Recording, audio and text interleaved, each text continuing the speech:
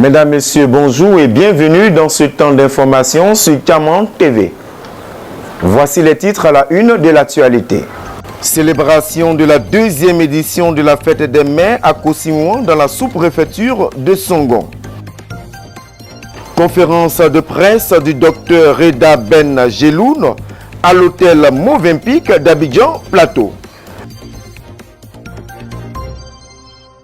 Les épreuves orales du baccalauréat session 2024 ont débuté ce mardi 11 juin sur le territoire national. Ce sont au total 355 347 candidats en lice, dont 323 016 pour le bac général et 31 923 pour le bac technique et 408 pour le bac artistique.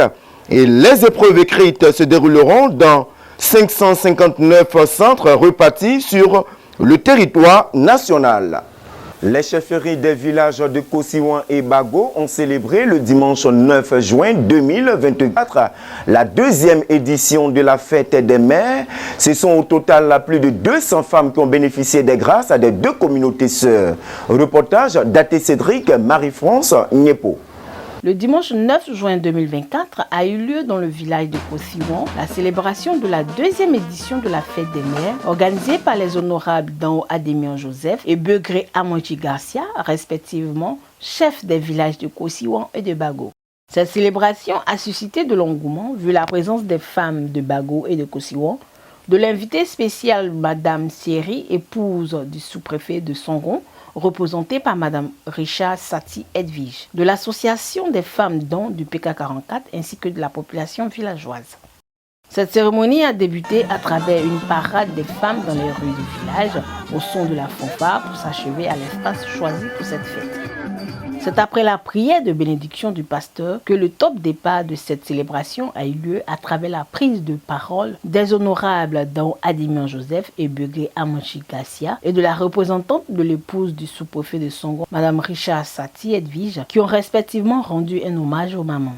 Je tiens à remercier toutes ces personnes qui de loin ou de près ont contribué à la réussite de cette belle cérémonie. Les mamans, vous êtes belles. Merci à vous. Merci. Aussi voudrais-je remercier particulièrement l'honorable chef de Kossimouan. Merci, chef.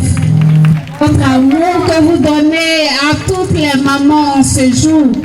Merci pour l'honneur que vous leur faites. Que Dieu vous bénisse. Que Dieu bénisse votre règne.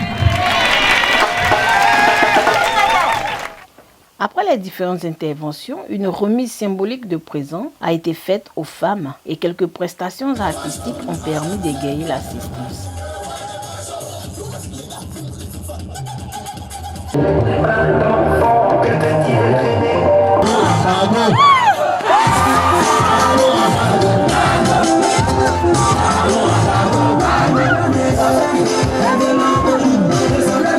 Notons que cette célébration s'est achevée dans une bonne ambiance et quelques participants se sont exprimés à notre micro. Je crois être vraiment fière de représenter cette grande dame. Vraiment, ce fut une fête vraiment agréable où j'ai pu voir les mamans heureuses. Et comme je le disais tantôt, monsieur le sous-préfet ne peut qu'en être fier de voir les mamans heureuses. Et je tiens également à remercier le chef de Kossimouan, monsieur Dao Joseph, pour l'honneur, pour l'hommage qu'il fait aux femmes, pour son engagement même pour la cause de la femme, pour la cause de la mère en particulier. Je tiens à remercier le chef du village pour cela. C'est un honneur que nous font nos deux chefs. Vraiment, nous sommes tellement contentes que cet honneur continue de l'éternité en éternité. Que ces deux villages soient toujours unis et que Dieu brave tout ce qui est obstacle et que nous soyons toujours dans la joie.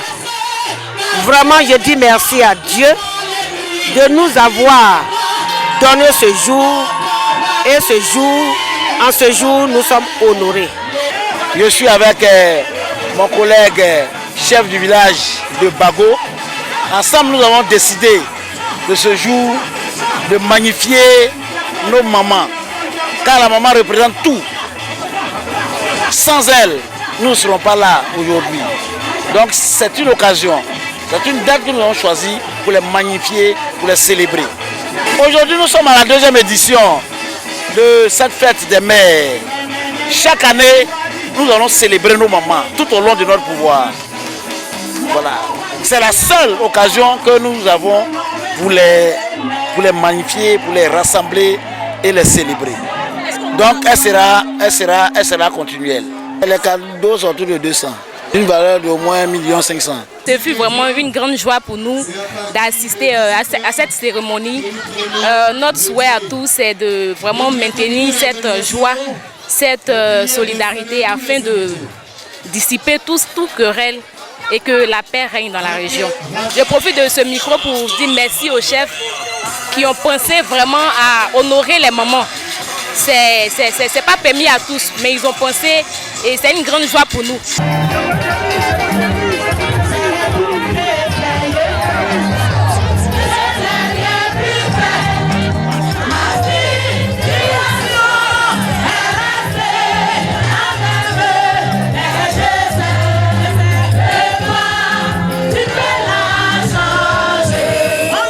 Le mercredi 5 juin 2024, à l'hôtel Movenpick d'Abidjan Plateau, s'est tenue une conférence de presse organisée par IFG Afrique Éducation à l'issue de la publication du Dr Reda Ben Geloun, fondateur du groupe Hightech spécialisé dans le domaine de l'intelligence artificielle. Sous vos ensembles, le reportage de Daté Cédric est commenté par Marie-France Niepo.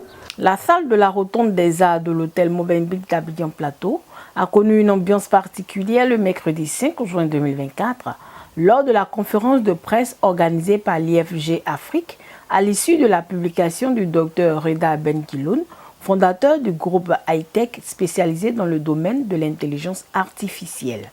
Et prenant la parole, le conférencier Dr Reda Ben Geloun, à travers les travaux de sa recherche, a montré l'impact de l'intelligence artificielle sur la productivité des entreprises.